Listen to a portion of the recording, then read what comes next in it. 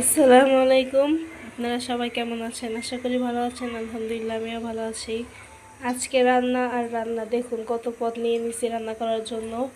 এই যে এখানে এসে গরুর গুঁড়ি, আমি এখানে বট রান্না করার জন্য নিয়ে নিছি। এখানে বট আমি আগে সিদ্ধ করে নিছি হলুদ দিয়ে। আর এই যে বটের সাথে আলু দিব দেখে আলু আমি কেটে নিছি, আলু দিয়ে রান্না করবো বটটা। আর বট রান্না করার জন্য এখানে পেঁয়াজ কেটে নিছি, আর সবজির জন্য পেঁয়াজ কেটে নিছি, আমি মরিচ। আর এই যে দেখুন সবজি এখানে নিছি পাতাকপি, বেগুন, আলু, টমেটো, এগুলো সব নিয়ে নিছি। এই সাথে আমি রান্না করবো এই যে এখানে এসে কার্পু মাছ দিয়ে আমি রান্না করে ফেলবো সবজি। আর এই যে দেখুন এখানে আমি পেঁয়াজ কাঁচামরিচ একসাথে নিয়ে নিছি, কারণ ভাজি করবো যেহেতু। এখানে এসে গাজর, আলু, পেঁয়াজ, কাঁচামরিচ এগুলো একসাথে ভাজি করে ফেলবো, সেই কারণে একবারে তেলে দিয়ে ভাজি করে ফেলবো।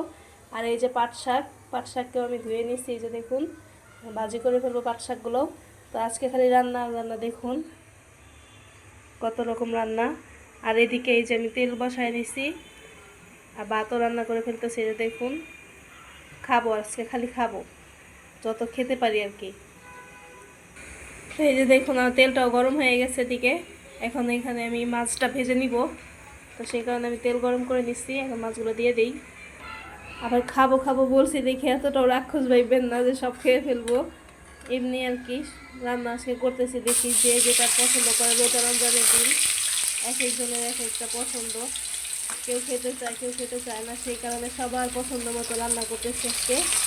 যার যেটা ভালো লাগে সেটাই খাবে।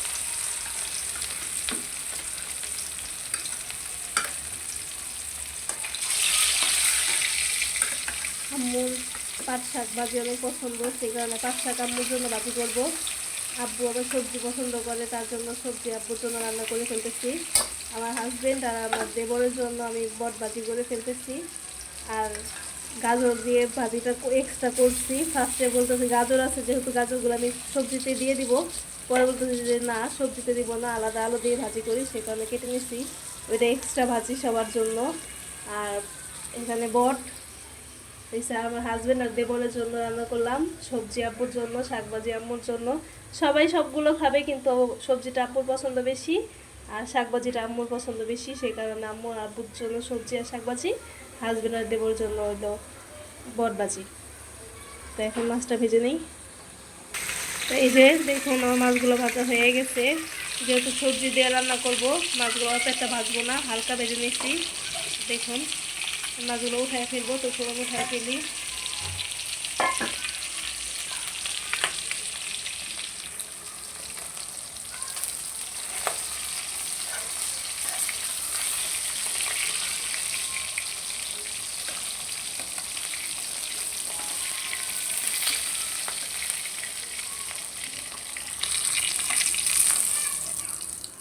এই যে দেখুন আমি সবগুলো মাছ ভাজা উঠায় ফেলছি।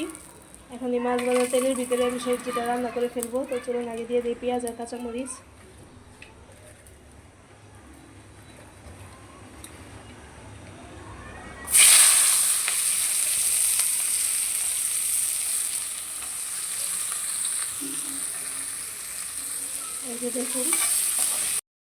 এই যে দেখুন আমার পেঁয়াজ আর কাঁচামরিচটা ভাজা হয়ে গেছে।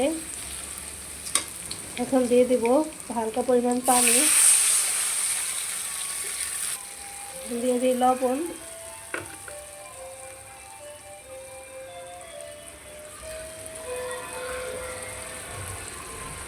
উঁচু উঁচু করে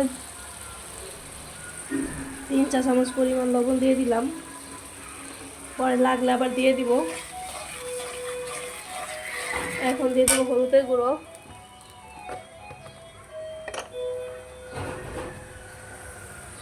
1 চা চামচ পরিমাণ হলুদের গুঁড়ো।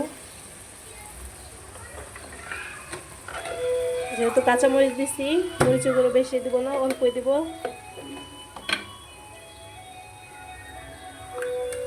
1 চা চামচ উঁচু উঁচু করে গোলমরিচের গুঁড়ো দিয়ে দিলাম। এখন দিয়ে দেব ধনিয়া গুঁড়ো, 1 চা চামচ পরিমাণ ধনিয়া গুঁড়ো দিয়ে দিলাম। দিয়ে দেবো জিরে গুঁড়ো,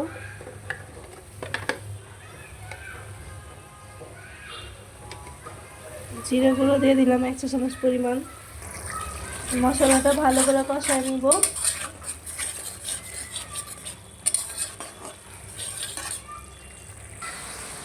এই যে দেখুন আমার মশলাটা কষানো হয়ে গেছে, এখন আমি এই যে সবজিগুলো দিয়ে দিব। তো সবজিগুলো দিয়ে দিই।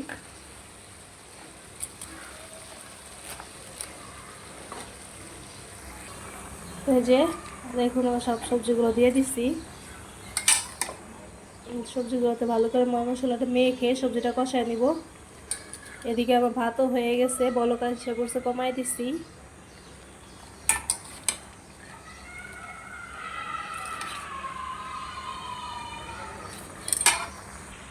তো এই যে দেখুন আর মশলাগুলো ভালো করে সবজিতে মাখাই নিচ্ছি, এখন ঢেকে দিব। তো ঢেকে দিলাম। যে ভাত আবার বলক এসে পড়ছে, কমাই দিছি, তারপরও এখন ভাতটা মার গেলে ফেলবো।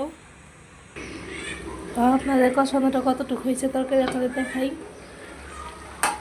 এই যে দেখুন আমার তরকারিটা কিন্তু কষানো হয়ে গেছে। আমি আগে নেড়ে দিয়েছিলাম, নেড়ে দেখছি কষানোটা হয়েছে। এখন আপনাদের দেখাইলাম যে কষানোটা হয়ে গেছে। এখন ঝোল দিয়ে দিব, সেই কারণে পানি দিয়ে দিই।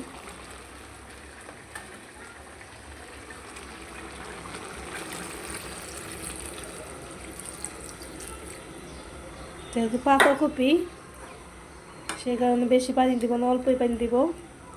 পাতাকপি তো এমনি কষানোতে এই যে সিদ্ধ হয়ে গেছে দেখুন। পাতাকপি দেখাই যেতেছে না, সিদ্ধ হয়ে গেছে। বেগুনও তো সিদ্ধ হয়ে গেছে, এই যে দেখুন বেগুনও সিদ্ধ হয়ে গেছে। আলু দিচ্ছি, আলুও সিদ্ধ হয়ে গেছে প্রায়। টমেটো দেখুন গলেই গেছে সিদ্ধ হয়ে, সেই কারণে পানি অল্প দিব, বেশি দিব না। এই যে দেখুন ঝোলটাও বলক এসে পড়ছে। এখন মাছগুলো দিয়ে দিব। মাছগুলো দিয়ে আস্তে আস্তে করে রান্নাটা করে ফেলবো অল্প জালে। মাছগুলো ছড়াই দিলাম।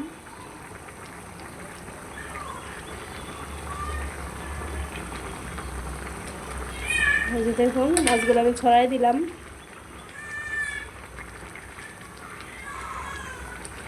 এখন আবার ঢেকে দিই কিছুক্ষণের জন্য, তারপর রান্নাটা কমপ্লিট হলে আপনাদের দেখাই।